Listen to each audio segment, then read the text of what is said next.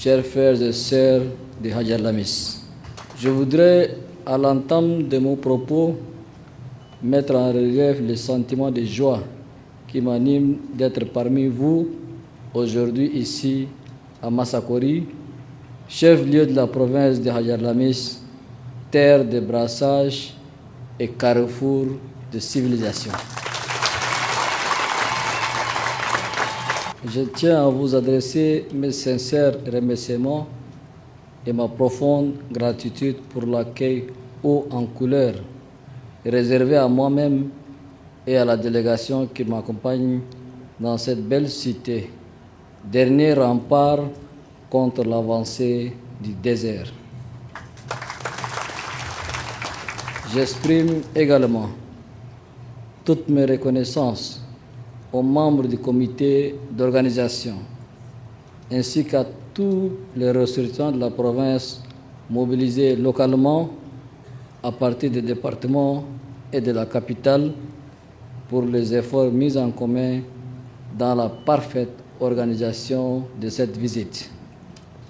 Chers frères et sœurs, la population de Hadj Lamis, dans sa diversité culturelle, demeure très unie et très attachée aux valeurs de la paix, de la cohabitation pacifique et de l'unité nationale.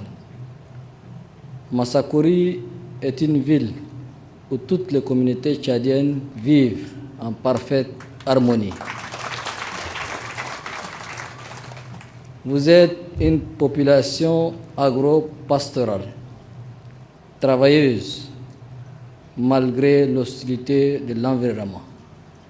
Tout en saluant votre dynamisme et votre courage, je vous encourage à préserver cet élan et vous garantis le soutien du gouvernement de transition.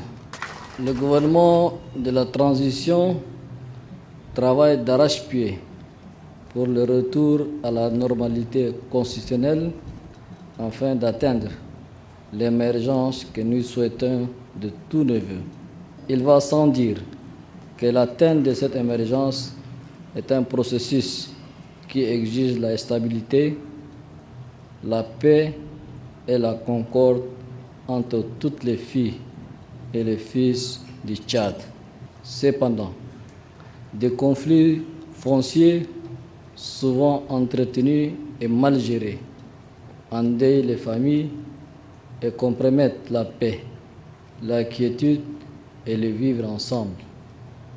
À cet effet, j'instruis les autorités administratives à tous les niveaux de prendre les dispositions appropriées pour mettre fin à ces phénomènes en impliquant les chefs traditionnels et coutumiers dans la prévention et le règlement de ces conflits.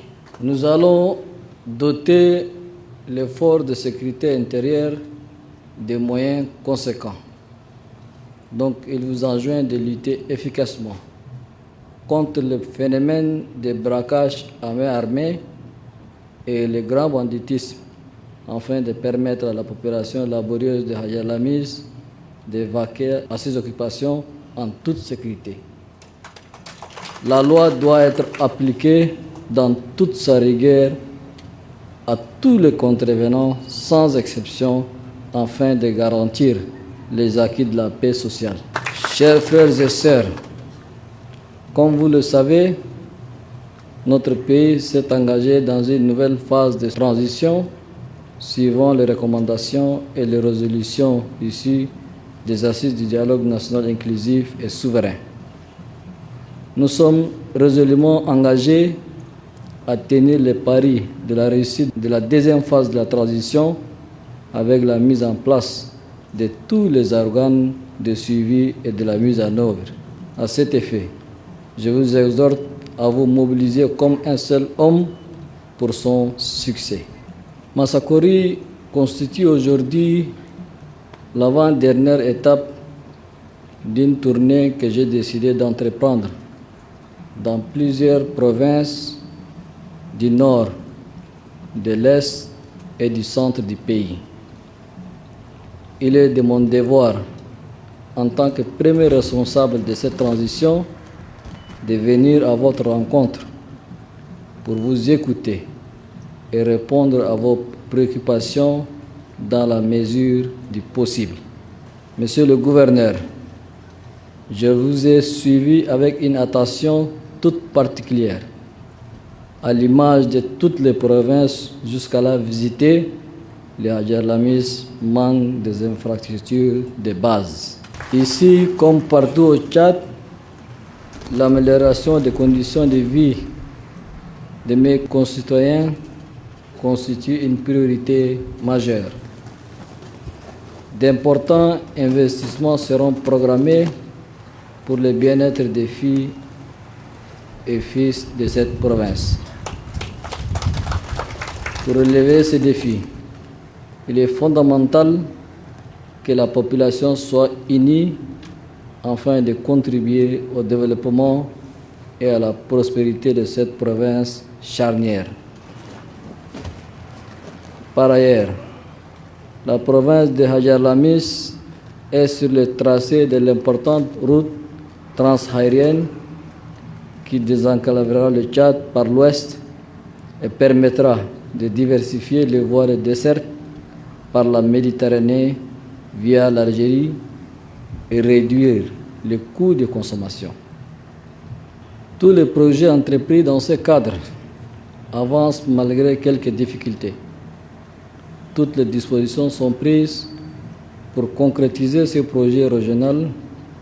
Aussi, le raccordement aux localités intérieures, au chef-lieu de la province, sera une priorité à travers l'entretien des pistes rurales. Concernant les projets de construction des bâtiments publics en arrêt, le gouvernement est instruit afin de procéder à la relance de certains nombres de chantiers, notamment 19 écoles primaires, 5 centres de santé, une résidence et des bureaux du sous-préfet dans le département de Haras al-Biar et Dagana. En outre, toutes les dispositions seront prises pour achever le projet de construction de la résidence et des bureaux du gouverneur de la province. En matière de nouvelles technologies de l'information et de la communication, les travaux de réalisation des routes optiques du projet de la dorsale transaérienne à fibre optique lancé le 13 mai dernier dans cette ville permettront le désenclavement numérique en connectant notre pays à des nouvelles sorties à travers le Bénin et l'Algérie via le Niger. Mieux, ce projet renforcera la numérisation de l'administration, contribuera à la réduction du coût de l'Internet et à la création de milliers d'emplois au profit des jeunes de la province. En parlant de l'énergie, la population de Djarmaya, située à moins de 5 km de la raffinerie, doit bénéficier d'une électrification afin de faire face à ses besoins énergétiques. Aussi, faudrait-il le rappeler que dans le cadre de la responsabilité sociale du projet de raffinage, il était prévu plusieurs projets pour prendre en compte les préoccupations sociales des populations environnantes. Dans le même élan, la ville de N'Djamena Ferra bénéficiera également de l'électrification. À cet effet, j'ai déjà instruit les ministres à l'effet de prendre les dispositions qui s'imposent. Mieux, la province de Hadjar Lamis aura de l'énergie solaire. 5 mégas en solaire et 10 mégas en batterie pour la ville de Massakori. 5 mégas en solaire et 10 mégas de batterie pour la ville de Bokoro. Mieux, j'ai instruit la livraison d'un groupe électrogène de 1 méga en attendant l'effectivité des installations solaires. Sur le plan des ouvrages hydrauliques, L'eau, c'est la vie. Nous sommes pleinement conscients des problèmes auxquels la province de Hadjer Lamis est confrontée. Nous mettrons tout en œuvre pour que les difficultés liées à l'accès à l'eau potable dans la province soient levées graduellement. Sur le plan de la santé publique, dans le cadre de la poursuite de la réforme du système de santé entreprise par le gouvernement de transition, le ministère de la Santé publique est à pied d'œuvre pour réaliser les actions suivantes. La réhabilitation en cours de l'hôpital provincial de Massakori, la construction de l'hôpital district de Bokoro, la construction et l'équipement de 14 centres de santé. De même, compte tenu des faibles taux de vaccination dans la province, 98 structures sanitaires seront renforcées en matériel et consommables médicaux pour améliorer la couverture vaccinale des femmes et enfants de la province. En ce qui concerne l'élevage, qui est une vocation de la province de Hadjer Lamis, les actions suivantes seront réalisées. La construction de 12 parcs de vaccination animale, la réalisation de 3 unités vétérinaires, la construction de 3 stations pastorales le long des axes de commerce de bétail,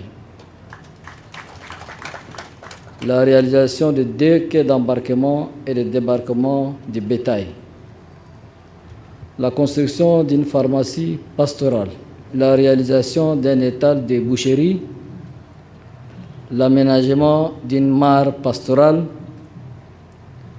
la construction d'un poste d'inspection frontalière à Djamanafara et d'un marché de bétail à Massaguet. Chers frères et sœurs, le Hadjer Lamis a produit de grands commis de l'État. Ces hommes et ces femmes ont fait la fierté de cette province par leur sens élevé du devoir.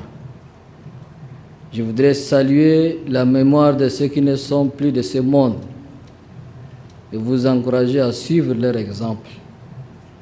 Comme vous le savez, le meilleur moyen d'être utile à son pays passe par l'éducation.